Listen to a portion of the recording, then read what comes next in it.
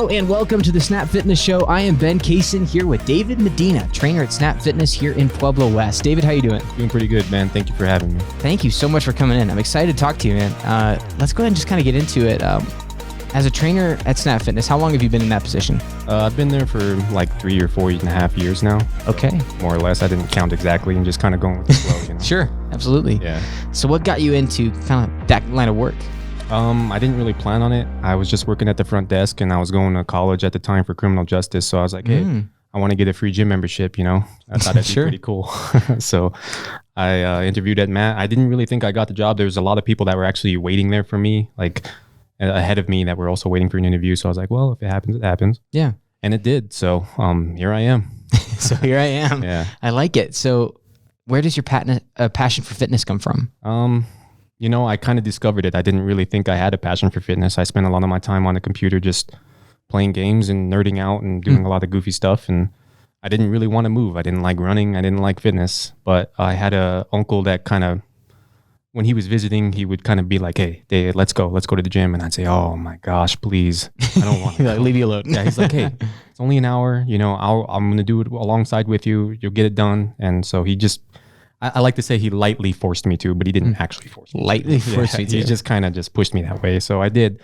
After that, I didn't really stick around doing it very long. But when I got back, when I started training at the gym over here at Snap Fitness, I met some dudes there that were working out. There's big dudes, and just everyone was so nice at the gym. And I was so intimidated because I was like, man, I don't know what I'm doing. I'm so skinny. Like, is anyone even going to help or whatever? But they did, you know, they're just like, hey, man, you're pretty strong. And then they were just kind of kissing my butt because I wasn't that strong at the time, but they were being nice. You know? Sure. Trying to get you into it. Exactly. They wanted to guide me along. And so I found passion. I found my love for it when I started meeting people that also were just so positive. And there was always like, hey, good job, you know, getting high fives, giving knuckles.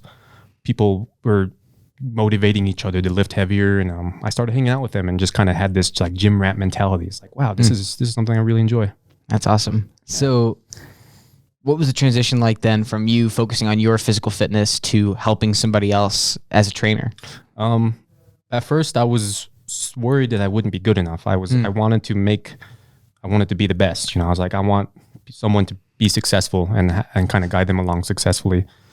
And people were understanding. So when I first got my first client, he was like all about it, you know, and I'm just a skinny kid. Like I hadn't even, at this time, I was only barely into lifting for a couple of years. So I had barely made a little bit of progress, but yeah, you know, they kind of took that chance on me and they're like, hey, I want to start training with you. And maybe they just like my personality or something. I'm not really sure, but yeah, I started training him at the gym and then he's like, hey, why don't you train my wife? And so I would go to his home and they had like a little volleyball court and I trained his wife there. And from there I started getting more confident because it seemed like people actually enjoyed me being around. I was like, okay, if people enjoy me hanging around them, then it must not be that bad, right?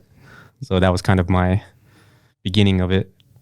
That's cool. Was that a tough hump to like get over, being like, hey, you know, I know what I'm talking about. I'm going to tell you what to do and how to do that? Yeah, I wanted to make sure that I was doing everything right. So I had to make sure that, you know, I told myself, if I'm going to guide people along a successful path, and I have to at least gone somewhere and did something myself. So for me, when I started, I was skinny. Most people are usually overweight, but I was really skinny. I was like 145 pounds. And so I'm about 5'11".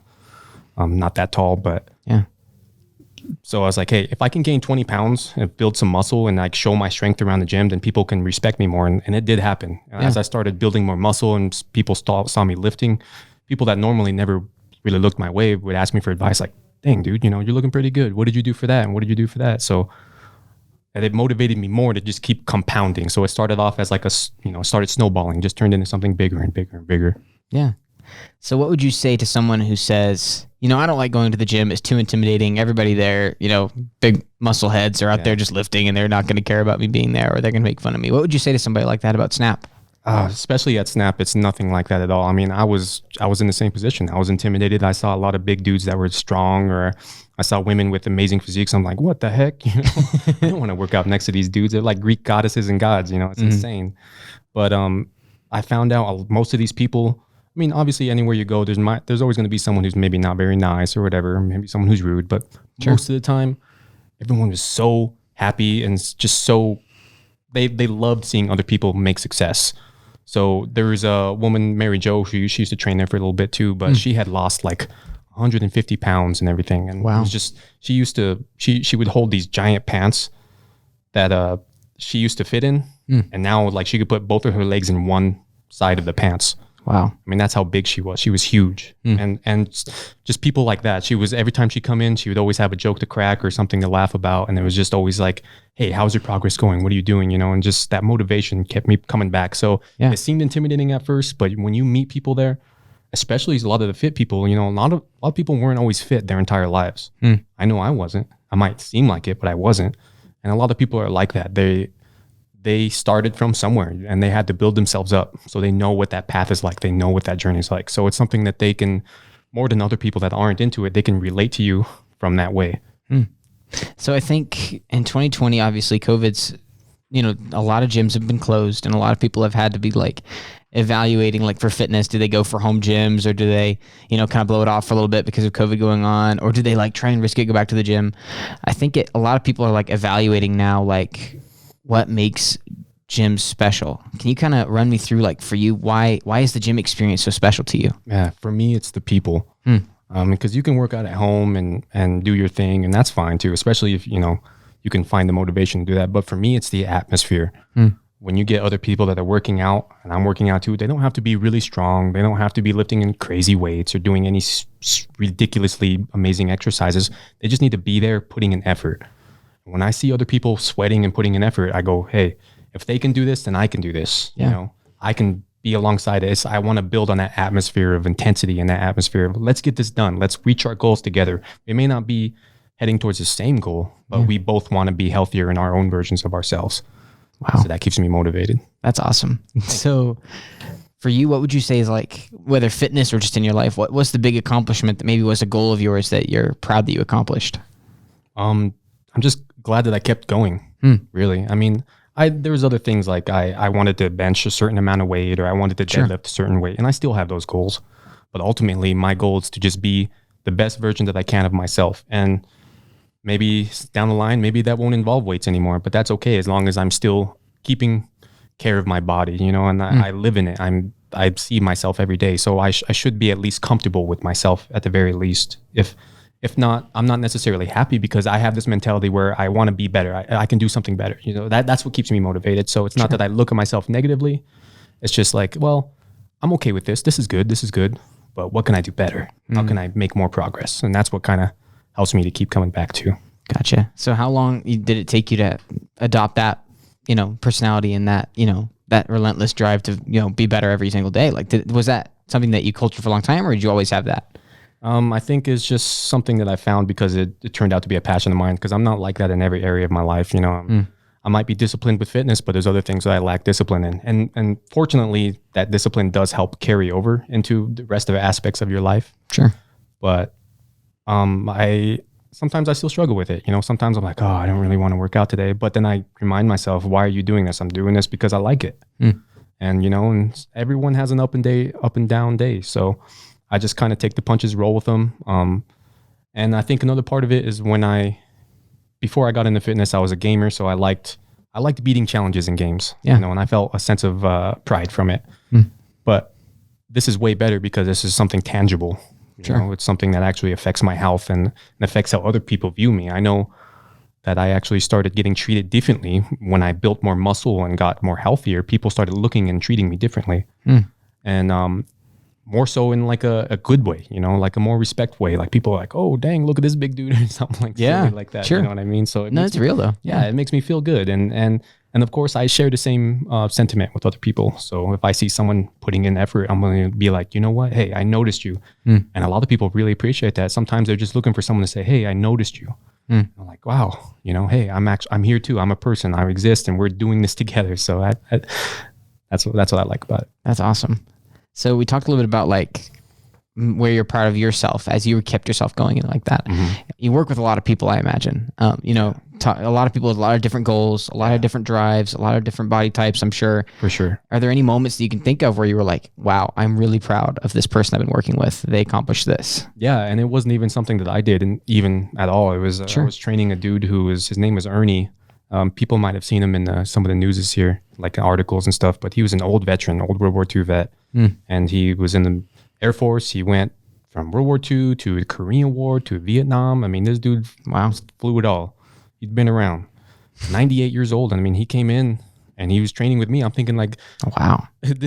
Like, dude, I don't know. I don't want to hurt you or anything, but he was a tank. I mean, that dude, I just say it all comes back to a lot of his mentality and just his view on life was like, you got to keep going. And he says, even if it hurts, I got to keep moving. I got to stay healthy. I want to be able to move. I want to be able to do things that I like, that I enjoy. And, he liked going out and talking to people. He was very friendly and always had a story to tell and always had something interesting to say. So that was just seeing him have come in. And I mean, he paid me to train him, but it was a better experience for me. If anything, I felt like I should have been paying him because he just had all this awesome information to share with me. And just being around someone that had spent so much time on this earth and seen so much and was still such a good person and just so happy. It really definitely stuck in my mind. So I'm definitely going to remember Ernie for the rest of my life. Wow. Yeah. That's awesome, man. That's so cool. Yeah. When it comes to just training people, what's the biggest challenge that maybe you see people that you're working with overcome just in general, like just person to person to keep themselves motivated? I think getting through the front door, that's usually the hardest part for people is just showing up. That's half the battle. At least that's how it was for me. I know just getting into the gym was half the battle. If I could get there, then I said, okay, well, I might as well work out. I'm already here. Yeah. But then also another thing is sometimes people realize the habits that they were doing. They were eating themselves to death, or eating themselves into a coma or comfort food and things like that instead of using that energy and putting it into something beneficial. So people would take maybe depression or they would take sadness about a lost loved one or something. Like Ernie, for example, his wife had died a year, I think, before I started training him. So that was another reason he came to train because he wanted to keep going out there and talking to people. And that was someone that was so close to him and it was so dear to his heart that it hurt, but he made effort to go and make connections with other people and not just shut down. Just keep going. Exactly. So it's the whole aspect, like physically and mentally, they're both one and the same. They can't be separated for sure. Wow. So can you kind of talk me through what is the benefit of having a trainer compared to me just going to the gym and just trying to do it myself? What's the benefit of having a guy like you there with me? It just kind of depends what your goals are, but I would say it's that accountability. You feel almost obligated to show up, especially if you're paying for it. Like you better show up. Sure. Hey, because I'm going to get paid either way. But I'm not the kind of trainer that enjoys getting paid for doing nothing. So I would rather get paid nothing and you just not show up because it would be a waste of both of our times. Yeah. But so it's that accountability, and also a lot of people find that there's a personality behind the trainer. You know what I mean? There's a whole person there to learn about and to talk about. And a lot of people will share their life. And, and I'm definitely not a counselor. I'm definitely not a psychiatrist or anything like that. So I won't tell someone how to deal with their problems, but I'm willing to give an ear. Yeah. Because people, you see them all the time. You become invested in them, especially when you're training them and talking with them and helping them through their journey. So I kind of forgot where I was going with that. Oh, you're okay. No, you just, But you're in their corner. That's huge. Yeah, exactly. Yeah. I mean, first it starts off with me in their corner, and then eventually sometimes it turns in they're in my corner too. Like we're in each other's corner. We're cheering each other on. And even after we stop training, like I'm still there to say, hey, how's it going? How you doing? Are you still working out? And even if they're not, like, hey, get back into it. You can always start. Even if you stop, you can start again and keep the ball rolling. That's awesome. Yeah. So can you just tell me, why would I pick Snap Fitness over the other gyms that's going on here in Pueblo? There's a lot of them. What's special about Snap? For sure. I'll just say it's the people. As long as I've worked there, I mean, there's been ups and downs, but for the most part, people have been amazing there. Have been super supportive, and they're always willing to listen. Matt's the type of guy who he wants to hear what you have to say, and he's willing to give someone a chance, especially if they're enthusiastic about it, and especially so.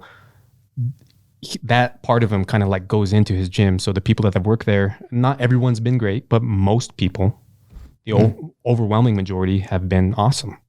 So that's just as far as Snap goes, it's the environment, and it could be any gym. Maybe there's another gym here that people would be like, oh, well, I think this gym's better, and that's cool because they've met those people, they know them, they understand the environment. But I have been to a couple gyms here, and sometimes the people at the front desk was just like, hey, man, whatever. And it's like, you're just a nobody, you know? But for me, it's different here. And even before I started actually working the desk or even being a trainer there, I would walk in and people would be like, oh, hey, David, you know, it's good to see you again. Glad to see you're back and things like that. So that kept me coming back because people remembered me. Yeah. And they saw I was there. I wasn't just another number. I'm not just another ticket, not just another quick check. So that's what was different for me, at least. Wow. That's awesome, David. Man, I really appreciate you. Thank you for your time. Yeah, man. absolutely. Thank you. Yeah. So if somebody wants to contact you to be their trainer through Snap or get involved with Snap, how would they do that? Yeah. So they can just call Snap Fitness up, or they can call me personally or send me a text too. So I'm open to things like that too. Perfect. Yeah. Awesome, David. We appreciate you. Yeah, Snap Fitness over there in Pueblo West. Go check it out. It's state-of-the-art place as well. That's the other part of it. Yeah. You know, we want to see you successful. We care about you. And I personally, you know, I love when people, doesn't matter if they've been lifting for a long time or they're just getting started. Like, we should all build each other up. That's the whole purpose. That's how it got me going. Because if I didn't have other people encouraging me too, maybe I would have stopped. So I did have some people in my life who are like, yeah, keep going. You know, I support this. That's awesome. Yeah. We really appreciate you. And I'm really glad that you're doing that for people as, you know, a trainer. I think that's really huge. You know, that's a very, as you mentioned, you said like in your corner. I think that especially now, like that kind of a job, just, you know, being with people, helping people achieve their goals. It's incredibly honorable. I would say it's, for me, it's almost like a selfish thing because I do it. I help other people because it makes me feel better. Hey, that's okay. You know what I mean? So I'm not doing it for them. I'm actually doing it for me, but it works out for both of our gang. Hey, that's awesome, David. Awesome, David. Anything else you want to tell us about while you're here? Oh, that's it, man. I feel like I rambled a little bit, actually. It's perfect. I love it when people ramble. No, it's great. Yeah. Awesome, David. Thank you so much. And thank you guys so much for listening. This has been the Snap Fitness Show. You can go check out our other shows. We're getting them going here on our iTunes and Spotify, as well as obviously find David whenever you come to the gym. See what he's up to. He's probably in there a lot. Oh, all the time. All the time. He's in there all the time. I've heard people tell me like, dude, you're here all the time. Like, do you have a life? You know, like they'll say it jokingly, but sure. I really am. I'm there all the time. That is my life, and I really enjoy it. So yeah, if you see me there, I'm always wearing a hat. I'll probably stick out. Feel free to come up and talk to me. I love meeting new people, and I love the gym. So I'll answer any questions. Sweet. That's awesome, David. Man, we really appreciate you. Thank you guys so much for listening. Have a great rest of your day.